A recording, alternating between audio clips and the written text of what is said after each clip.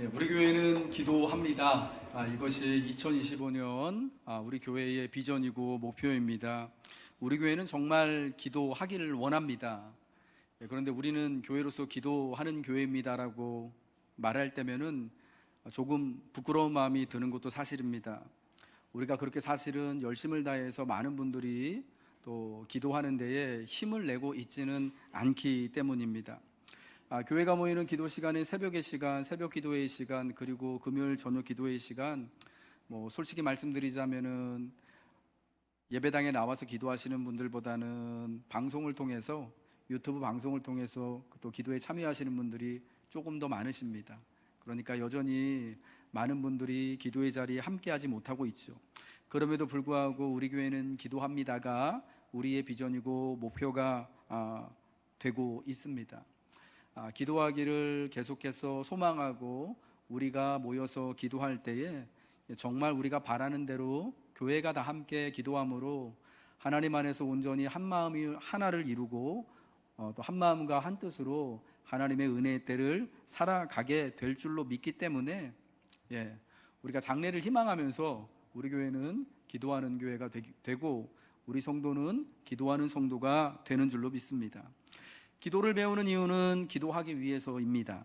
기도를 배우는 가장 좋은 길은 지금 그냥 기도를 하는 거예요. 예수님은 기도의 사람이셨습니다. 이 기도의 사람이셨던 예수님은 제자들에게 기도를 가르쳐 주셨습니다. 기도하는 모습을 보이심으로 기도를 가르치셨고요. 이렇게 기도하라고 주님의 기도를 주심으로 기도를 가르치셨습니다. 지난 시간 주님의 기도의 첫 번째 간구 부분, 하나님에 대한 간구를 배웠습니다. 하나님 아버지, 이름이 거룩히 여김을 받으시고 나라가 임하시오며 뜻이 이루어지이다. 예수님이 가르쳐 주신 이 기도를 따라 지난 한 주간 여러분 배운 대로 기도해 보셨습니까? 오늘은 주님의 기도의 두 번째 부분, 우리를 위한 간구의 두 가지, 오늘 우리에게 일용할 양식을 주시고 우리를 시험에 들지 마시고 다만 악에서 구하옵소서, 우리 죄를 사하여 주옵소서, 이 두 부분을 함께 배우고 기도해 보도록 하겠습니다. 주님이 가르쳐준 기도에서 우리를 위한 간구의 첫 번째 부분은요, 오늘 우리에게 일용할 양식을 주시옵고입니다. 생명을 가지고 호흡을 붙들고 살아가는 모든 이들에게 가장 중요한 것은 그 생명을 이어가는 양식입니다. 그래서 빵은, 양식은 생명을 뜻하는 것입니다. 이 주님의 기도에서 간구하는 일용할 양식은요, 문자 그대로 오늘 우리에게 하루를 살아갈 필요가 있을 만큼의 양식을 뜻합니다. 일용할 양식은 사치품이나 기호품이 아니라 그야말로 생필품을 지시하는 것입니다. 여러분이 매일같이 마트에 가서 혹은 온라인 쇼핑을 통하여서 먹기 위해서 사들이는 쌀이나 생수나 과일이나 여러 가지 또 음식 재료들 있잖아요. 이러한 것들을 바로 일용할 양식이라고 할 수 있습니다. 예수님은 오늘 우리에게 일용할 양식을 주시옵고라고 기도할 때 분명 잠언 30장 8절의 말씀을 떠올리셨을 것입니다. 나를 가난하게도 마옵시고 부하게도 마옵시고 오직 필요한 양식으로 나를 먹이시옵소서. 혹 내가 배불러 하나님을 모른다 여호와가 누구냐 할까 하오며 혹 내가 가난하여 도둑질하고 내 하나님의 이름을 욕되게 할까 두려워함이니이다. 아굴이라고 하는 사람이 잠언의 말씀에서 하나님, 나를 너무 부하게도 마시고 가난하게도 마시고 오직 필요한 양식으로 나를 먹이시옵소서. 배부르지도 가난하지도 않을 만큼의 양식이 있어서 오늘 내가 하나님을 붙들고 살아가길 원합니다 라고 간구했던 거예요. 바로 그것이 오늘 우리가 간구하는 예수님이 우리에게 가르쳐 주신 일용할 양식을 오늘 우리를 위하여서 하나님께 구하는 기도인 겁니다. 이 일용할 양식을 구하는 기도는 우리에게 주님 한 분만으로 만족하며 오직 그분만을 신뢰하는 마음가짐을 우리에게 요청하고 있는 겁니다.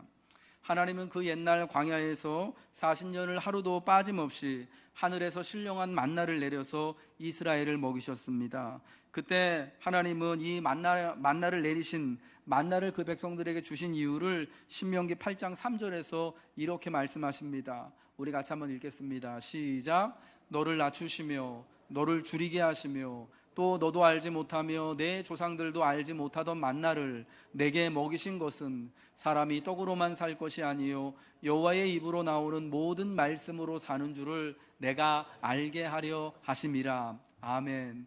이 만나를 통해서 먹이신 것은 사람이 떡으로만 살 것이 아니요 여호와의 입으로 나오는 모든 말씀으로 사는 줄을 알게 하시기 위하여서 우리가 살아가는 것이 떡 때문에 사는 것이 아니라 그날그날 하나님이 주시는 선하신 은혜를 따라서, 마치 신령한 만나가 내려주시는 것이 하나님의 말씀을 따라주시는 것과 같이 오직 하나님을 신뢰할 때만 살아갈 수 있음을 알리시기 위하여서 매일매일 그날분의 하루분의 양식인 만나를 주셨다라는 겁니다. 여러분, 이 만나를 하루같이 하루에 늘 그 일정한 분량을 안식일 날 빼고요 6일 동안 계속해서 주셨다라는 것이 이러한 의미가 있는 것입니다. 사실은 만나를요 좀 쌓아놓고 먹을 수 있도록 며칠씩 분을 주신다면은 백성들도 편하고 하나님도 편하실 겁니다. 매일같이 만나를 거둬들여가는 수고를 하지 않아도 되고, 하나님도 매일같이 정한 시간에 만나를 내리시는 일을 하지 않아도 되니까 사실은 서로 좋은 것 아니겠습니까마는, 그러나 하나님은요 일부러, 어떤 면에서는 일부러 불편함을 감내하시는 거예요.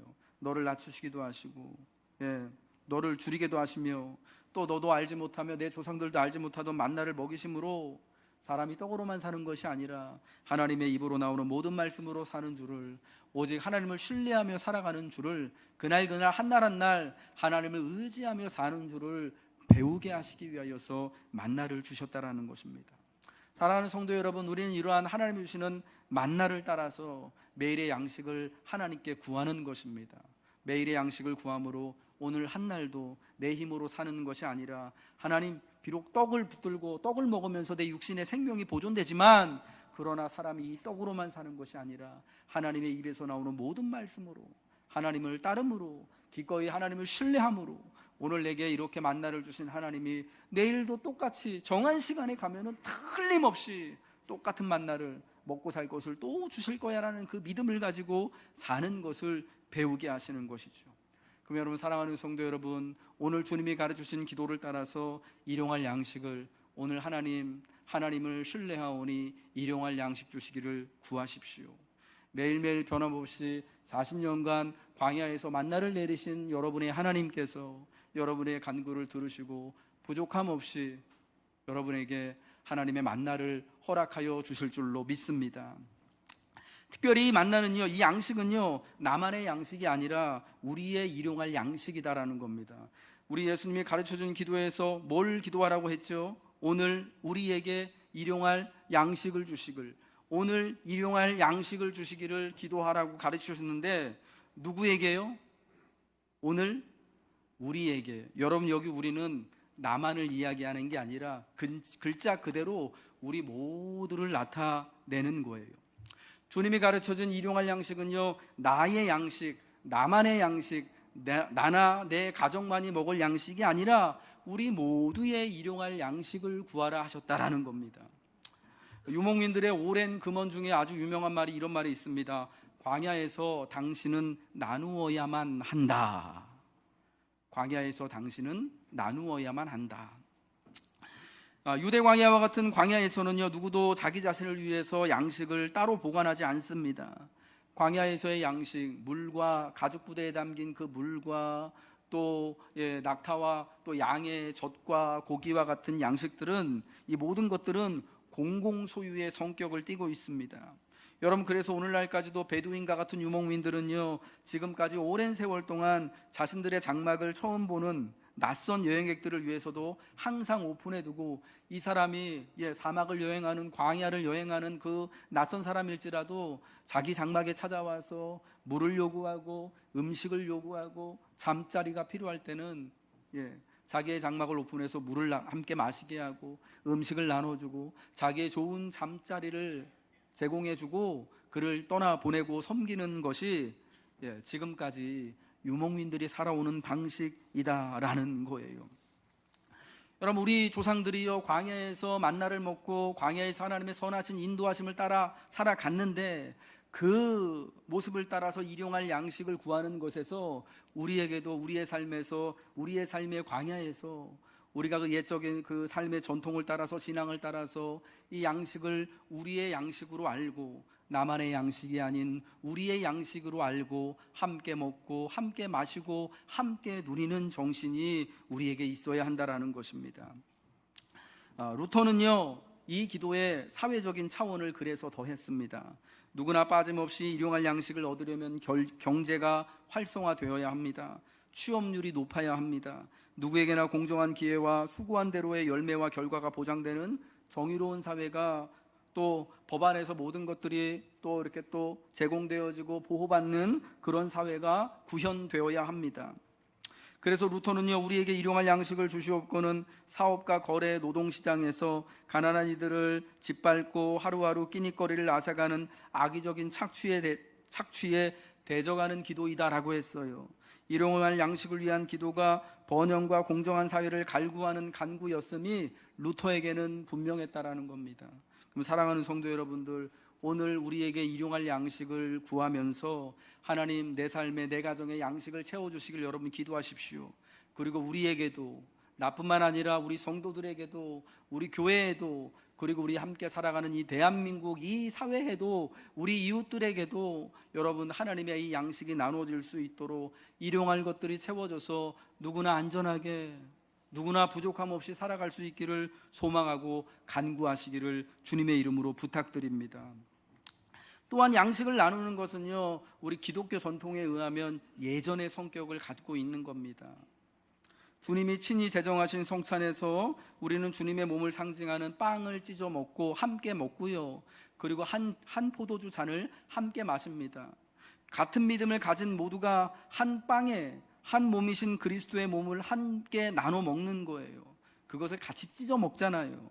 우리가 일용할 양식을 서로를 위해 나누고 일용할 양식이 누구에게나 주어질 수 있도록 수고하는 것은 그래서 주님의 거룩한 성찬을 닮은 것이에요. 여러분, 우리 예수님이 잡히시던 날 밤에 성찬을 친히 제정하실 때, 그게 그때부터 여러분 우리 기독교에 주님 오실 때까지 우리의 저 귀한 예전이 되었는데, 왜 일상에 늘 저녁마다 먹는 그 빵과 포도주, 음료를 가지고 빵을 찢고 잔을 함께 나눠 마심으로써 성찬을 제정하셨겠습니까? 우리 일상에 일용할 모든 양식들이, 우리가 함께 서로 먹고 마시는 것들이, 우리 환대의 식탁과 테이블이 바로 주님의 예전, 주님의 몸에 함께 참여하고 같은 믿음을 공유하고 고백하는 것임을 주님이 우리가 먹고 마실 때마다, 우리가 일용할 양식을 앞에 두고 함께 감사의 기도를 드리며 그 양식을 함께 나눌 때마다 떠올리게 하시는 예전의 은혜가 있기 때문인 줄 기억하시기 바랍니다. 그러므로 일용할 양식이 누구에게나 주어질 수 있도록 수고하는 것은 주님의 거룩한 성찬을 닮은 것이에요. 주님과 함께 한몸됨을 이름을 고백하는 거룩한 행위가 되는 것입니다. 사랑하는 성도 여러분, 그러므로 오늘 여러분을 위한 일용할 양식을 구하십시오. 그리하여 우리가 사람이 떡으로만 사는 것이 아니라 하나님의 입으로 나오는 모든 말씀을 따라 순종하며 삶을 여러분 고백하십시오. 하나님이 한 날 한 날의 양식을 어제와 동일하게, 그제와 동일하게, 오늘은 어제와 다른 또 다른 고민이 있고 근심이 있지만 같은 은혜를 하나님이 부어주실 것입니다. 그리고 우리의 양식을 위하여서 간구하십시오. 그래 우리가 사는 사회가 다 함께 또 번영을 이루고 다 함께 자유함을 이루고 다 함께 누구든지 수고할 때 자기의 수고만큼, 재능만큼 또 결과를 얻고 함께 기뻐하고 여유롭게 살아가는 그런 사회가 될 수 있기를 우리는 함께 수고하고 기도해야 할 줄로 믿습니다. 두 번째, 이제 다섯 번째 간구예요. 이제 우리를 위한 간구 두 번째로 예수님은요, 우리에게 죄 지은 자를 사하여 준 것 같이 우리의 죄를 사하여 주시옵고 라고 기도를 가르치셨습니다. 이 간구는 죄 용서와 회개에 대한 간구입니다. 이 간구는 하나님 그리고 다른 사람과의 관계를 모두 아우르는 간구입니다. 이스라엘의 하나님은 용서의 하나님이라는 믿음이 오랜 세월 걸쳐서 전해져 왔습니다. 하나님이 처음 그 백성들에게, 전체 이스라엘 백성들에게 자신을 계시하실 때에 바로 시내산에서였습니다. 모세가 두 번째 돌판을 받기 위해서 백성들이 금송아지 우상 사건을 저지르고 나서 모세가 다시 한번 40일을 금식하고 또 시내산에 올라가가지고 그 돌판을 받을 때 하나님이 시내산에 다시 한번 강림하시면서 모세에게 그리고 모여든 모든 백성들에게 전하신 말씀이 그거였습니다. 출애굽기 34장 7절의 말씀이었죠. 여호와라 여호와라, 자비롭고 은혜롭고 노하기를 더디하고 인자와 진실이 많은 하나님이라. 인자를 천대까지 베풀며 악과 과실과 죄를 용서하는 하나님이다 라고 하나님이 자신을 소개할 때, 나는 자비와 인애가 많은 하나님이다, 나는 자비와 인애를 천대까지 베풀고 과실과 죄악을 용서하는 하나님이다 라고 자신을 나타내셨습니다. 그 말인즉슨 지금 저 산 아래에서 우상 숭배해가지고 하나님을 진노케 했던 그들을 정말 모세가 간구한 대로 하나님이 다 용서해 주시고, 하나님이 끝까지 이 광야를 건너갈 수 있도록 하나님이 동행하시겠다라고 하는 것을 알려주신 거였다는 거예요. 여러분, 그때부터 이스라엘 사람들은요, 하나님은 자비의 하나님, 용서의 하나님, 그 인애를 천대까지, 여러분 천대가 그냥 숫자적으로 천대만이 아니라 영원까지 베푸시는 하나님이다라는 것을 그들은 믿음으로 고백해 왔던 것입니다. 여러분, 그 믿음을 따라서 시편의 기자는 시편 134편에요, 하나님이 기꺼이 용서하실 준비가 되어 있으시기 때문에 하나님을 경외한다, 하나님을 예배한다라고 노래했어요. 시편 130편 4절 말씀이죠. 우리 같이 읽겠습니다. 시작. 그러나 사유하심이 주께 있음은 주를 경외하게 하심이니이다. 여러분, 저 말이 참 어렵죠. 옛날 말이라서. 사유하심이 뭡니까? 용서하신다라는 거예요. 죄를 사죄해 주신다라는 겁니다. 하나님이 우리를 그 옛날 시내산에서 금송아지 사건에도 불구하고 하나님이 그들을 용서하신 것처럼, 하나님이 우리를 다 어떤 죄든지 간에 어떤 잘못이든지 간에 하나님이 다 사하시고 용서하시기 때문에 우리가 주님을 이 용서하심에 힘입어서, 하나님의 사랑하심에 힘입어서 하나님을 섬깁니다, 경배합니다 라고 고백을 하는 거예요. 그러나 여러분, 하나님은 용서하시는 분이심이 분명하지만 하나님의 용서는 자동적인 것이 아님을 후기 신앙의 전통에서는 분명히 인식하고 있었던 거예요. 왜냐? 용서는 용서받는 자 편에서의 회개를 전제로 하는 것입니다. 조금 더 쉽게 말하자면요, 용서는 회개를 불러옵니다. 우리 예수님이 가르친 기도를 보면은 마치 우리가 우리에게 죄 지은 자를 용서하지 않는다면 하나님도 우리의 죄를 용서치 않으신 분인 것처럼 그렇게 또 이해를 할 수가 있겠지만, 사실은 그런 건 아닙니다. 하나님은요, 우리의 그러한 유무에도 불구하고 사실은 우리를 용서해 주시는 하나님이신 거예요. 하나님의 용서가 사실은 먼저인 거죠. 그래서 그 용서의 결과로 내 안에서 두 가지가 나타나는데, 하나는 내 죄악을 회개하게 되는 거예요. 하나님이 용서하시기 때문에 하나님의 그 놀라운 사랑에 힘입어서 내가 회개할 수 있게 되는 거예요. 이제 겨울이 지나가고 따스한 봄빛이 이렇게 쫙 내리치게 되면은 이제 두꺼운 겨울코트를 내가 스스로 벗게 되어지는 것처럼, 하나님의 용서하심이 우리의 회개를 그렇게 불러일으키고 있으시다라는 겁니다. 용서는 회개를 불러오고요, 그리고 하나님의 용서하심은 내게 죄 지은, 내게 잘못한 사람에 대해서 내가 또 그 죄를 하나님처럼 덮어주고 가리워 줄 수 있는 용서함을 불러온다라는 거예요. 루터는 이 기도에 대해서 이렇게 설명을 해요. 누구든 스스로 의롭다고 여기고 남들을 멸시하는 이가 있으면 이 간구와 마주서서 자신을 살피게 하라. 자신이 남보다 나을 게 없으며 누구라도 하나님의 임재 앞에서 머리를 조아릴 수밖에 없고 겸손이라는 높이가 낮은 문을 지나 용서의 기쁨 가운데로 들어가야 함을 깨달을 것이다. 회개나 고백하는 것이 하찮게 여겨진다면 마음이 하나님 앞에 바로 서 있지 못한 것이고 믿음을 끌어내지 못하는 것이라고 루터는 그렇게 여겼다라는 것입니다. 우리에게 죄 지은 자를 사하여 준 것 같이 하나님 아버지, 오늘 우리 죄를 사하여 주시옵고. 사랑하는 성도 여러분, 하나님의 이 긍휼이 많으신 사랑과 용서하심에 힘 입어서 그 하나님의 용서의 은혜로 여러분 회개를 불러오시기를 주님의 이름으로 축복합니다. 용서는 우리 안에 회개를 가져오는 거예요. 회개는 나의 약함을 드러내고 고백하는 거잖아요. 내 연약한 것을 드러내는 거잖아요. 여러분, 우리가 언제 내 실수와 연약함과 내 잘못함을 이렇게 스스로 오픈할까요? 가장 안전할 때 그러는 거예요. 내가 이런 말을 하더라도 저 사람은 나를 비난하지 않고 나를 다 받아줄 거야 하는, 내가 가장 심리적으로 또 물리적으로 육체적으로 가장 평안할 때, 내가 다 용납되었다라고 느낄 때 회개의 고백이, 내 연약함이 이렇게 다 그냥 오픈이 되어지는 거거든요. 하나님이 여러분에게 그와 같은 놀라운 은혜 주심을 저는 믿고, 그리고 하나님 분명히 오늘 우리에게 그러한 은혜를 하나님이 허락하여 주실 줄로 믿습니다. 인애가 많으신 하나님, 또 하나님의 그 사랑을 천대까지 베푸시는 그 하나님께서 여러분의 마음에 여러분의 연약한 것들까지도 하나님 앞에 다 아낌없이 내어놓을 수 있는 그 은혜를 베풀어 주시는 줄로 믿습니다. 그 은혜를 따라서 나의 약함을 하나님 앞에 오픈하고 드러낼 때에, 나의 부끄러움을 또 하나님 앞에 보여드릴 때에 하나님 그 가운데 온전한 또 회복의 은혜를 허락하여 주실 줄로 믿습니다. 두 번째로, 또한 우리는 나 자신의 죄뿐만 아니라 세상의 죄악 역시도 함께 애통하고 회개해야 하는 것입니다.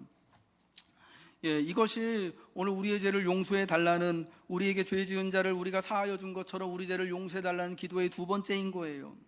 여러분, 사람이 죄를 짓게 되는 원인과 이유는요, 여러 가지가 다양할 것입니다만은, 먼저 내가 잘못하기 때문에, 내가 하나님의 말씀을 어기고 내 멋대로 살기 때문에 내 스스로의 잘못과 책임으로 죄를 짓게 되는 경우가 있습니다.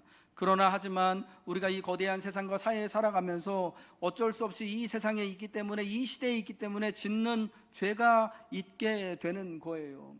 여러분, 저는 90년대 대학을 다녔습니다. 그때 막 대학에 처음 막 PC 통신이 들어오고, 그리고 뭐 개개인마다 이제 막 PC 퍼스널 컴퓨터를 해가지고 이제 막 가정마다 이제 막 PC를 사가지고 놓고 막 했던 그런 때였습니다.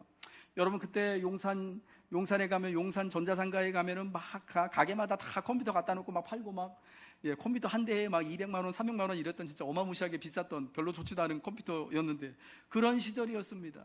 그때 제가 기억이 나는데요, 21살 땐가요, 20살 땐가요, 용산에 가서 컴퓨터를 맞추는데, 그 컴퓨터를 파는, 옛날에 죄송합니다, 용팔이라고 그 용산에서 사업하시는 분들, 내가 그 조립 컴퓨터를 맞추면은 그 안에 들어가는 윈도우랑 프로그램, 한글 프로그램이나 이런 것들 오락까지 해가지고 다 싸그리 몽땅 다 컴퓨터에 깔아주는, 요즘은 진짜 말도 안 되는, 그 큰일 나는데요.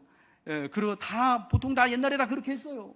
윈도우도 공짜로 깔아주고, 한글 프로그램도 딱 공짜로 깔아주고, 오락할 수 있는 것도 공짜로 깔아주고, 채팅할 수 있는 것도 공짜로 깔아주고, 옛날에 이렇게 PC통신할 수 있는 거 다 그때는 공짜로 깔고 살았습니다.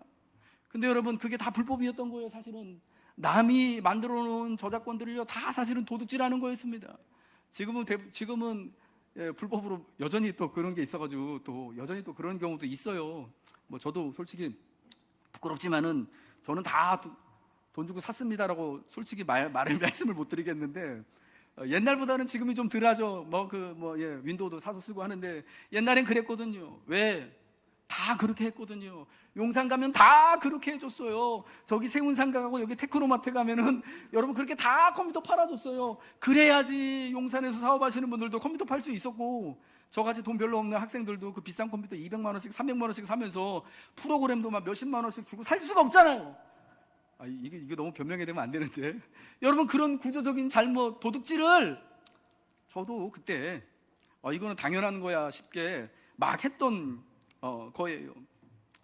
여러분, 그런 구조적인 죄의 가장 선명한 예가 아담과 하와로 말미암아 우리가 갖게 된 원죄 아니겠습니까?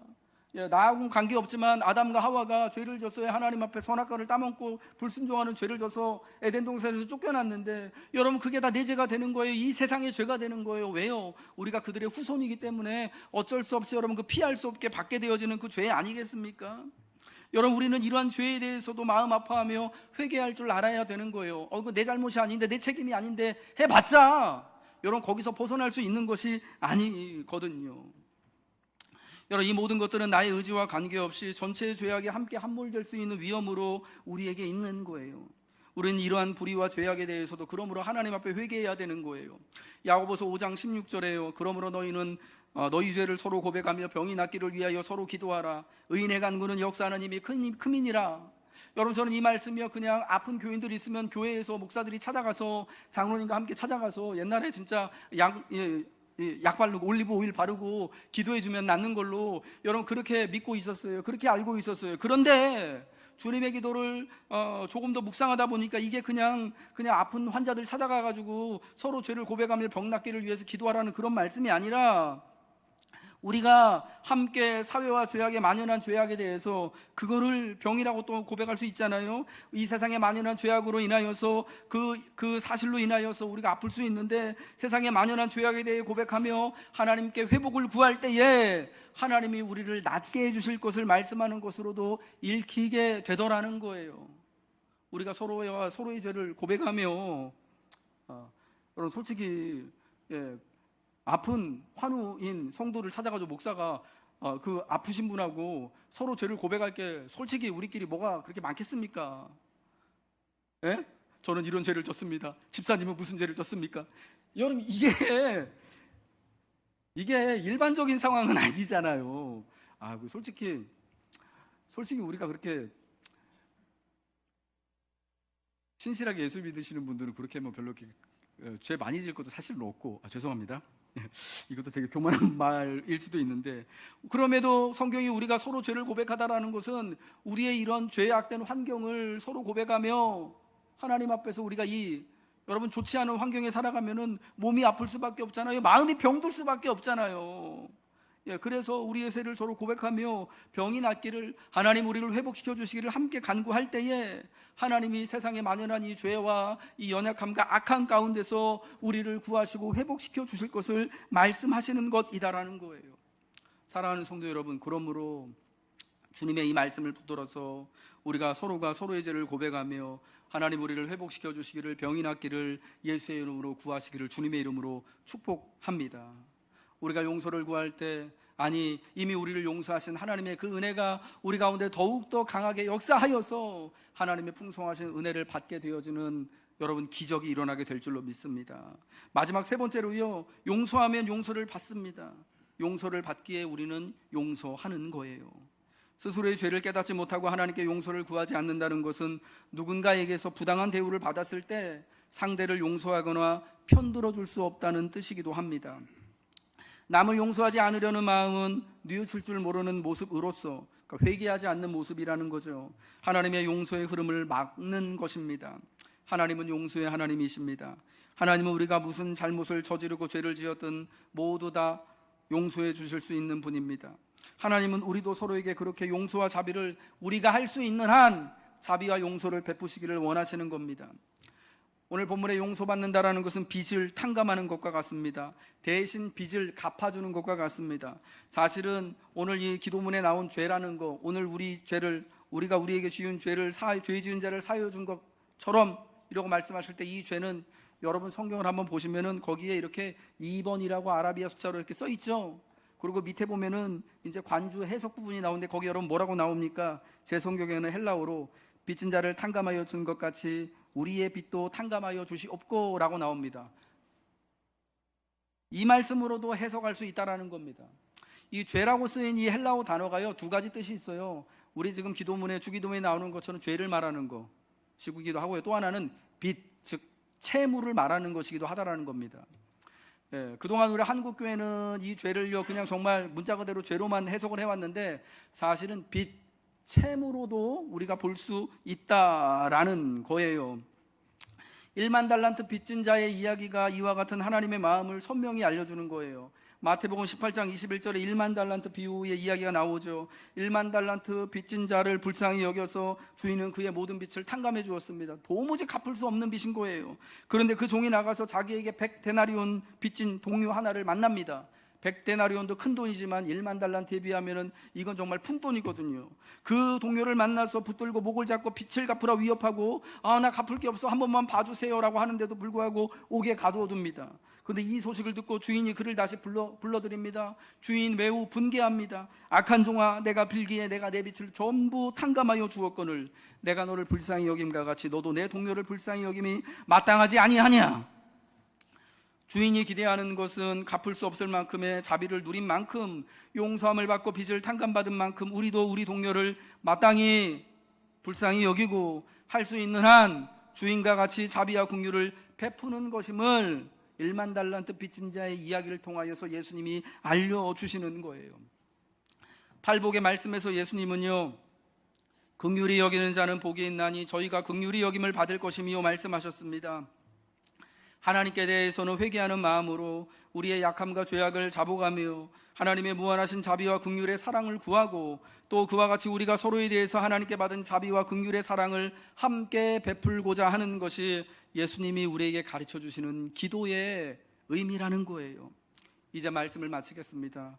주기도문의 두 번째 간구에서 예수님은 오늘 우리에게 일용할 양식을 주옵시고 우리가 우리에게 죄 지은 자를 사하여 준 것 같이 우리 죄를 사하여 주시기를 기도하라 가르치셨습니다. 우리를 사랑하시는 하나님 아버지는 하나님의 사랑과 자비하심을 오늘 우리에게 일용할 양식을 허락하시는 것을 통해서, 그리고 우리의 죄를 용서하시고 긍휼히 여기시는 것을 통해서 하나님께 진 우리의 모든 빚을 탕감해 주시는 것을 통해 보여주셨습니다. 그러니까 결국 이 기도는요, 하나님의 긍휼하신 자비와 사랑을 구하는 기도가 되는 거예요. 예수님의 이 놀라운 하나님 아버지의 사랑에 기대어 하나님의 변함없고 넘쳐 흐르는 사랑을 기도를 통해 구하라 가르치시고 명령하신 것입니다. 사랑하는 교우 여러분, 오늘 주님의 기도를 통해 우리를 위한 일용할 양식을 구하십시오. 하나님의 자비하심과 용서하심을 구하십시오. 하나님의 자비하시고 헤아릴 수 없는 사랑이 여러분 삶에 부족함 없이 채워지고, 그로 인하여서 우리 교회와 우리의 삶이 하나님 앞에서 복되어질 줄로 믿습니다.